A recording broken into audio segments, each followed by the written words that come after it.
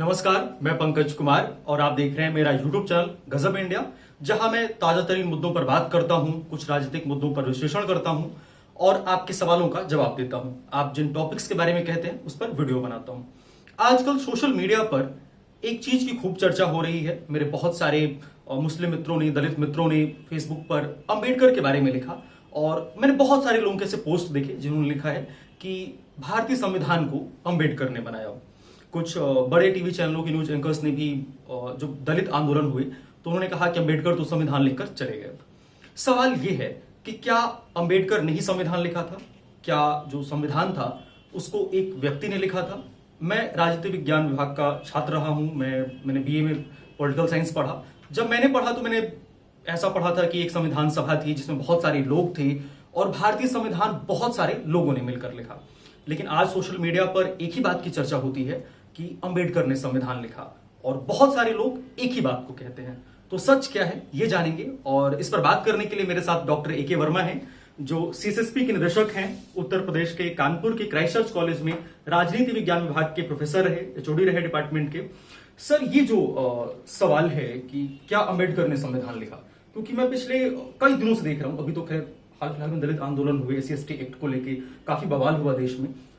इसके पहले भी मैं पिछले 2-3 सालों से, जब से भारत में सोशल मीडिया का क्रेज बहुत तेजी से बढ़ा, तब से एक चीज मैं नोटिस कर रहा हूं कि ज्यादातर लोग और काफी पढ़े लिखे लोग, मैंने कुछ प्रोफेसर्स को भी देखा, कुछ जो पीएचडी के छात्र हैं या एमफिल कर रहे हैं उनको भी मैंने देखा, जो एक तरफा लिख रहे हैं कि अंबेडकर ने संविधान लिखा, बाबा साहब ने संविधान लिखा।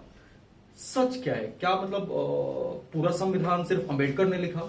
आखिर संविधान जो भारत का संविधान है उसको किसने लिखा? मगर ये बहुत ही आपने ज्वलंत प्रश्न उठाया है और इस प्रश्न का उत्तर देने के पहले सबसे पहले मैं अपने सभी संविधान निर्माताओं को प्रणाम करता हूँ और खासतौर से डॉक्टर अंबेडकर को भी प्रणाम करता हूँ कि भाई जिन लोगों ने हम लोगों को एक ऐसा संविधान दिया जिसकी बलबूते पे आज हम लोग दुनिया में कहते हैं कि भारत का संविधान दुनिया का सर्वश्रेष्ठ संविधान है। और हम लोग ही नहीं कहते हैं, ये बहुत सारे विद्वान दुनिया के कहते हैं। लेकिन जहां तक संविधान को बनाने का प्रश्न है, मुझे लगता है कि स्वयं संविधान इस बात को रेखांकित करता है कि ये संविधान बनाया किसने है। अच्छा। हाँ, और संविधान के पहले अक्षर की शुरुआत होती है we the people of India having solemnly resolved to constitute India into a sovereign socialist republic, और अंत में ये कहता है कि we hereby adopt, enact and give to ourselves this constitution। इसका मतलब ये हुआ कि संविधान स्वयं कहता है कि ये संविधान और किसी ने नहीं बनाया है, भारत की समस्त जनता ने बनाया है। तो पहली डिस्क्लेमर तो ये हो गया कि हम इसको किसी का, एक व्यक्ति को या कुछ व्यक्तियों का श्रेय नहीं दे सकते, स्वयं संविधान इसका श्रेय जनता को देता है। सबसे पहली डेमोक्रेटिक बात तो ये है।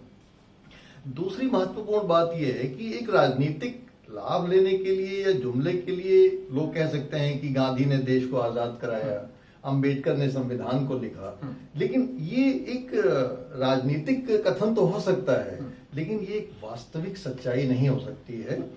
हाँ, इन्होंने नेतृत्व प्रदान किया, ये कहा जा सकता है। गांधी ने भारत की स्वतंत्रता के लिए नेतृत्व प्रदान किया, अंबेडकर ने भी संविधान लेखन में नेतृत्व प्रदान किया, लेकिन ये कहा जाए कि गांधी ने देश को स्वतंत्रता दिलाई और अंबेडकर ने संविधान लिखा, ये सत्य से परे है, ऐसा नहीं है।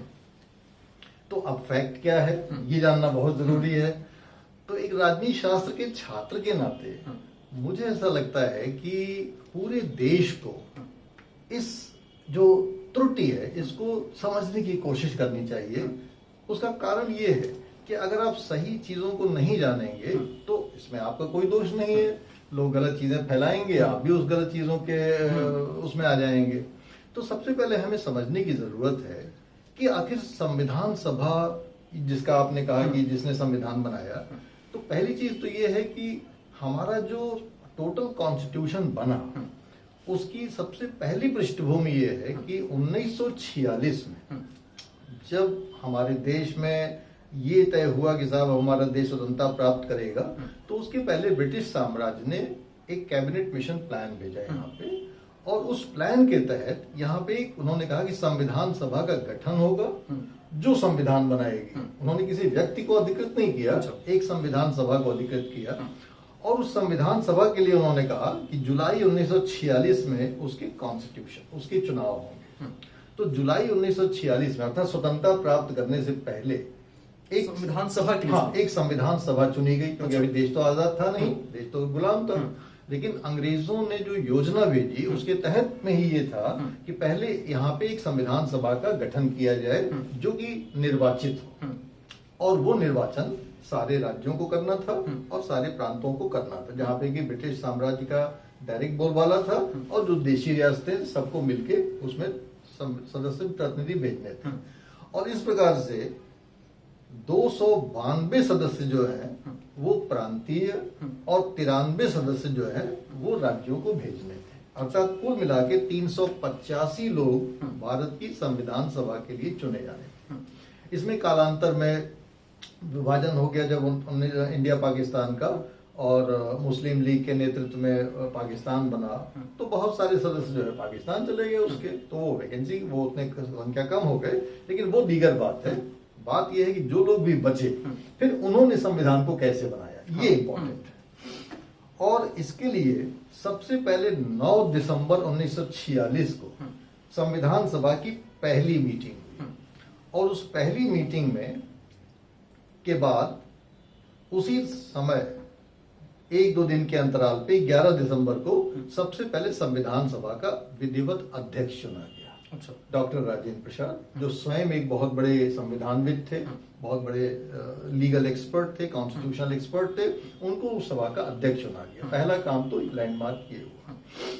उसके बाद जो प्रधानमंत्री कालांतर में हुए जवाहरलाल नेहरू था, उन्होंने उसके 2 दिन बाद अर्थात 9 दिसंबर के 2 दिन बाद अध्यक्ष चुना गया 11 दिसंबर, और 11 दिसंबर के 2 दिन बाद 13 दिसंबर को नेहरू जी ने सबसे पहले एक ऑब्जेक्टिव रेजोल्यूशन पेश किया पूरे सदन में, जो कि कालांतर में हमारे संविधान सभा का, जिसको हम प्रियम्बल कहते हैं, वो उसकी आधारशिला था। तो एक प्रकार से 13 दिसंबर को भारत के प्रियम्बल की आधारशिला जवाहरलाल नेहरू ने रखी। जैसे कि हम नींव देखते हैं, किसी भवन की नींव बनती है, उसी प्रकार से भारत के संविधान की जो नींव थी वो 13 दिसंबर को ऑब्जेक्टिव रेजोल्यूशन के थ्रू लगाई गई, और उसको कालांतर में संविधान सभा ने पारित किया। उसके बाद जो सेकेंड स्टेज थी कि एक बार ऑब्जेक्टिव रेजोल्यूशन जब पास हो गया कि हमें किस प्रकार का संविधान बनाना है, तो बहुत सारी समितियां बनाई गई, कमेटीज बनाई गई, समितियां बनाई गई, और उन समितियों में बहुत सारे जो विद्वान थे, उसमें एक से एक एक्सपर्ट थे, कॉन्स्टिट्यूशनल एक्सपर्ट। उस जमाने में क्या कहने हैं, अगर आप आज संविधान सभा की डिबेट पढ़ें तो आपको लगता है कि क्या विद्वत्ता थी लोगों में, और कितना विलक्षण ज्ञान था। दुनिया भर के संविधानों का अध्ययन सबने किया हुआ था।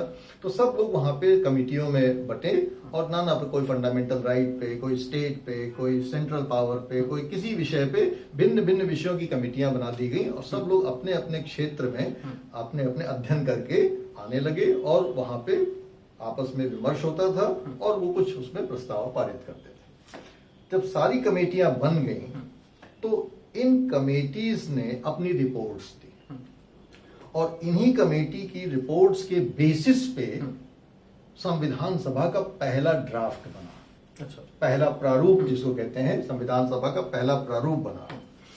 और ये प्रारूप बहुत कम लोगों को आज वो नाम भी याद है कि किस व्यक्ति ने ये प्रारूप बनाया था। अच्छा। भारत की संविधान सभा ने एक अपना लीगल एडवाइजर, कॉन्स्टिट्यूशनल एडवाइजर नियुक्त किया था। अब सोचिए कि स्वयं संविधान सभा जिसको अपना विधिक और कॉन्स्टिट्यूशनल परामर्शदाता नियुक्त करे, वो कितना बड़ा विद्वान रहा होगा। आज उसका कोई नाम लेने वाला नहीं है। उसका नाम है प्रोफेसर B.N. राव। अच्छा। Professor B.N. राव भारत की संविधान सभा के लीगल एक्सपर्ट थे, कॉन्स्टिट्यूशनल एडवाइजर थे। अच्छा। और उन्होंने ये जो समितियां बनी, इन समितियों के प्रतिवेदन के आधार पे उन्होंने भारतीय संविधान का पहला प्रारूप प्रस्तुत किया। अब यहाँ तक अभी डॉक्टर अंबेडकर प्रकट नहीं हुए हैं। अच्छा। हाँ, तो ये समझने की बात है। इतना सब हो गया, फर्स्ट प्रारूप ड्राफ्ट का बन गया संविधान का, अभी डॉक्टर अंबेडकर पिक्चर में नहीं आए। इसके बाद 14 जुलाई को ये घटना घटी, 14 जुलाई 1947 को। उसके बाद 29 अगस्त 1947 को भारत की संविधान सभा ने 7 सदस्यों का एक विशेष प्रारूप समिति का गठन किया। इस समिति में अलादी कृष्णा स्वामी अय्यर, अयंगर, अंबेडकर, के.एम. मुंशी, मोहम्मद सलाउद्दीन, बी.एल. मित्तल और डी.पी. खैतान, ये 7 लोग उस समिति में थे। और इस समिति ने स्वयं निर्णय लिया कि इसमें हम जो बी.एन. राव साहब ने पहला ड्राफ्ट संविधान का बनाया है, हम उस पर पूरा विचार करेंगे। और इसी समिति ने स्वयं अपने निर्णय से डॉक्टर बी.आर. अम्बेडकर को उस प्रारूप समिति का अध्यक्ष चुना। अच्छा, ठीक है। तो इस प्रकार से डॉक्टर अंबेडकर का पदार्पण होता है पूरी इस संविधान बनाने की प्रक्रिया में। और एक बार जो first draft doctor BN. Rao ने बना के दे दिया, वही पूरे डिस्कशन का आधार बना संविधान बनाने में। और डॉक्टर अंबेडकर की जो भूमिका रही और ये पूरे प्रारूप समिति की जो भूमिका रही, वो यही रही कि उन्होंने जो पहला प्रारूप डॉक्टर बी.एन. राव ने बना के दिया था, उस पर उन्होंने बहस मुबाजा किया।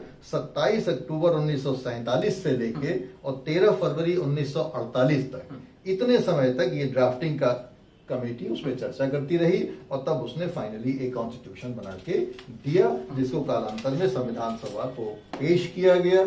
और अगला स्टेप ये था कि संविधान सभा में उसमें लगभग 2500 संशोधन के साथ उसको डिस्कस किया। अर्थात जो प्रारूप प्रस्तुत किया गया, उसमें पूरे देश से लोगों को कहा गया था कि आप अपने अपने प्रतिवेदन भेजिए कि आप इसमें क्या संशोधन चाहते हैं। तो पूरे देश से लोगों ने उसमें प्रतिवेदन भेजा और उनकी संख्या थी, टू बी एग्जैक्ट, 2473 संशोधन भेजे, अर्थात लगभग 2500 संशोधन भेजे। और पूरे 2500 संशोधन पे संविधान सभा ने बहस मुबाजा किया। बड़ी शानदार बहसें हुई हैं। मैं हाईली रिकमेंड करूंगा कि भारत की सभी जनता और सभी छात्र भारत की संविधान सभा की बहस मुबाजे को पढ़ें और ये देखें कि उसमें हर सदस्य ने कितनी अहम भूमिका संविधान बनाने में निभाई है। और फिर अंत में जाके 26 नवंबर 1949 को इसको डॉक्टर राजेंद्र प्रसाद ने हस्ताक्षर किया और सारे सदस्यों ने उस पर हस्ताक्षर किया। और उसी दिन से इसके कुछ प्रावधान लागू हो गए और शेष प्रावधान 26 जनवरी 1950 से लागू हुए। इस प्रकार से भारत के संविधान सभा और अनेक समितियों, अनेक विद्वानों के साथ साथ डॉक्टर अंबेडकर की बड़ी अहम भूमिका रही है इस संविधान को बनाने में, क्योंकि प्रारूप समिति के वो चेयरमैन थे। और जो कुछ भी डिस्कशंस होता था, अंबेडकर की भाषा, उनका जो विधिक ज्ञान, उनका संवैधानिक जो ज्ञान था, इतना विलक्षण था कि वो किसी भी प्रकार के जो डिसेंट आते थे उसको अपने तर्कों से बोल के काट के एकदम तराश के उस प्रावधान को हमारे सामने रखते थे। तो उनकी विलक्षणता में कोई संदेह नहीं किया जा सकता है। वो बहुत ज्यादा विलक्षण और बहुत ज्यादा संवैधानिक और विधिक विशेषज्ञ थे, लेकिन उसके साथ साथ और भी अनेक सैकड़ों लोग थे जिन्होंने कि उनको इस कार्य में उनका योगदान दिया। इसलिए हम लोगों को जहां बाबा साहब अम्बेडकर को हमेशा आदर के साथ याद करना चाहिए भारत के संविधान के निर्माता के रूप में, वहीं उन लोगों को भी नहीं भूलना चाहिए जिन्होंने उनकी विभिन्न समितियों में, प्रारूप समिति में और संविधान सभा में डॉक्टर बाबा साहब के अम्बेडकर के साथ मिलकर उस संविधान के निर्माण को किया। मतलब जो बाकी जो करीब 300 लोग, 299 लोग थे जो संविधान सभा में थे जिन्होंने काम किया, तो उसमें ऐसा नहीं था कि नहीं अंबेडकर ने अकेले लिखा और अंबेडकर को पूरा श्रेय मिल गया। मतलब बाकियों का भी उतना ही योगदान है जिसको आज लोग शायद, मुझे लगता है ये आपने बहुत अच्छा सवाल पूछा है। और मैं इसके लिए रिकमेंड करूंगा कि 26 नवंबर 1949 का जो दिन है, उस दिन अंबेडकर का भाषण संविधान सभा में जो है वो पढ़िए आप। मैं रिकमेंड करूंगा, अपने दर्शकों को भी रिकमेंड करूंगा। अंबेडकर ने स्वयं उस दिन कहा, 26 नवंबर 1949 को जब वो अंतिम भाषण दे रहे थे संविधान सभा ने, तो उन्होंने कहा कि मैं इसका श्रेय कतई नहीं ले सकता हूं, क्योंकि इस संविधान को बनाने में किन किन लोगों में क्या क्या भूमिकाएं निभाई हैं। ये उनका बड़प्पन भी है और एक प्रकार से तथ्य भी है। दोनों ही चीजें हैं। अक्सर लोग श्रेय पूरा लेने की चेष्टा करते हैं, लेकिन डॉक्टर अंबेडकर ने ऐसा नहीं किया। उन्होंने वास्तव में इस बात को स्वीकारा कि इस संविधान बनाने वालों में, इस संविधान बनाने की प्रक्रिया में इस सदन के सभी सदस्यों ने बहुत जबरदस्त योगदान दिया है और उसको उन्होंने ऑन रिकॉर्ड रखा है। इसलिए जब स्वयं डॉक्टर अंबेडकर ने नहीं अपना श्रेय लिया, जब स्वयं डॉक्टर अंबेडकर ने ये नहीं कहा कि मैंने ये पूरा संविधान बनाया है, जब हमारा संविधान नहीं कहता है कि किसी व्यक्ति ने संविधान बनाया है, तो हम लोग अगर वास्तव में कह देते हैं कि कोई एक व्यक्ति संविधान बना के चला गया, तो ये उस व्यक्ति को भी अच्छा नहीं लगेगा और शेष जो लोग संविधान सभा में थे उनकी आत्मा को भी शांति नहीं मिलेगी और ये गलत तथ्य का प्रस्तुतिकरण भी होगा। अच्छा, आखिरी मेरा सवाल ये है कि